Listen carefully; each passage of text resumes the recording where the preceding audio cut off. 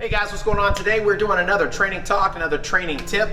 So today what we're going to be talking about is the deadlift. This is probably one of the, if not the best overall exercise you can do to increase overall strength, stability. This works your hands, your grip strength, it works your shoulders, your back, your core, all of your legs. It really is just a great overall exercise that you can do several times throughout the week. But the challenge with this particular exercise is simply this, is that if you have not so great form, it's really easy to hurt yourself, especially if you try to lift heavy.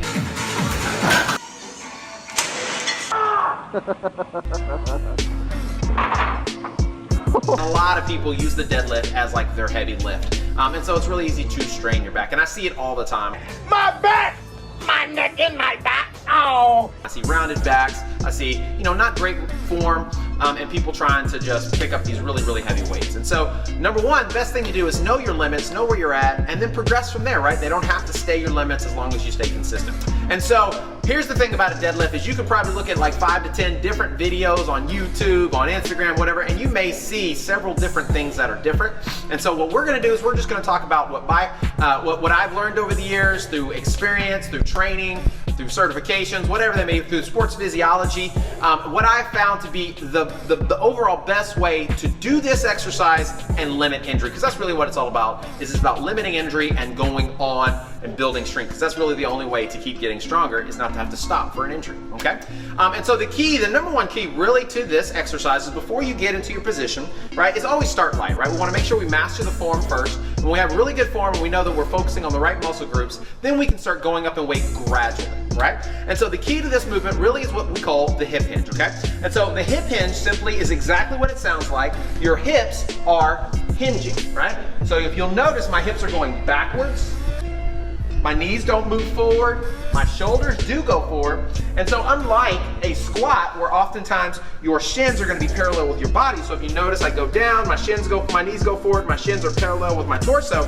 With a deadlift, it's pretty much the opposite. My torso is almost perpendicular to my shins. So we wanna push through the balls or the middle of our feet, not really the balls of our feet, but the middle of our feet, and allow our hips to go back. And so one of the biggest challenges oftentimes I see is when people do a deadlift, they tend to push those knees forward. They do more of a squat than a deadlift. And so we really want to try to focus on those hamstrings and those glutes. And the only way to really do that is to get that hip hinge, okay? So a couple tips that I've learned that we can utilize is, number one, we can start with a kettlebell. Kettlebell allows you a little more range of motion. The second thing we can do is find some sort of platform, something that you can put your heels and your calves up against. And what this allows you to do is allows you to give you a focus to keep your knees from going forward. And so what we want to do is keep those shins or the calves on the platform and allow our hips to go back over whatever the platform you're using is, right? Remember to keep your chest out, your shoulders back, and we're hip hinging, right? And if you do this slow and controlled, think about what it is you're trying to work, right? Think about feeling those hamstrings pull, feeling that glute engage as you're coming up and down, okay? One of the other mishaps that I see oftentimes is the rounded out back, right? So people are deadlifting and they're rounding their back out, and the tendency usually for this is you're gonna strain your spine. So a great tip you can do is take that same kettlebell or a dumbbell if you like, and this allows you to open up your chest and really help focus on keeping that spine in alignment. So we're gonna do the exact same motion, right? So we go forward, backside out, right? Torso's going forward. This allows me really to focus on that spine alignment. Now, oftentimes you may see people doing deadlifts and, they're looking up, they're looking down at the ground. And I'm not saying that those are the wrong ways to do it, but anytime we misalign our spine, or anytime we get our spine out of alignment, we just open ourselves up for a greater risk of injury. So if we can keep our spine in alignment, it really helps to limit that cause of injury, right? Or the chance of injury. So by putting those hands behind us, this allows us to open up our chest, keep our spine up, we look forward, and we come down. Hip hinge, right?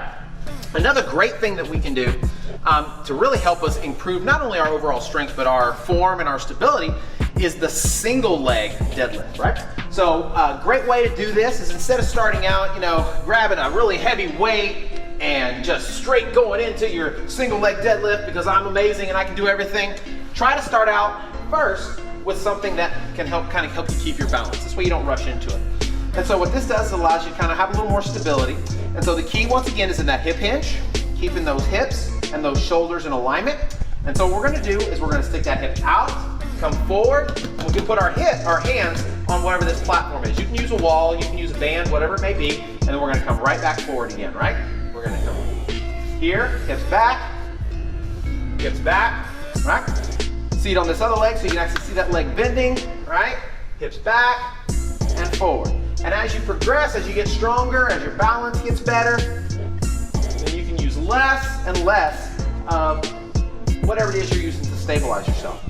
Now some keys here is we want to make sure we're not opening our hips up. I see this a lot of times is people just kind of lean forward, stick that leg back, right? So you're not really probably going to feel that too much on the back of your leg. You're probably going to feel that on the inside of your thigh.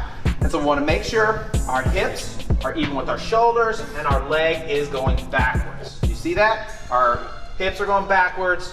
There's a slight bend in our knee, and we're allowing that stretch, that pull to happen on that hamstring. So you can do, the great thing about a deadlift is you can really do this multiple times throughout the week. And like I said, it's probably one of the best overall exercises you can do to help with your overall strength. So I hope you guys learned something. I hope you like that. Put these into your rotation. If you're going lighter on the weight, then obviously you can bump those repetitions up, 15 to 20 reps, 3 rounds of that. If you're trying to lift a little bit heavier, which I suggest, do this a few weeks, get really comfortable with the form before you try to go too heavy. But then you can drop those repetitions down to say 5 to 8 reps.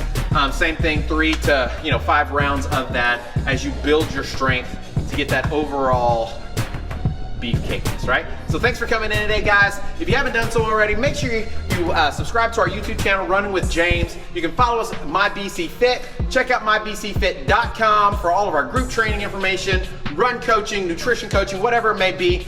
Be on the lookout. I think we're about a week away now from our app coming out. It's gonna be about to drop. It's gonna be hot. It's gonna be hot, right? So you can get that on Apple or on Google, and it's downloadable for free. So thanks for coming in today, guys. You guys are amazing. Remember, if you change your mind, you can change your life.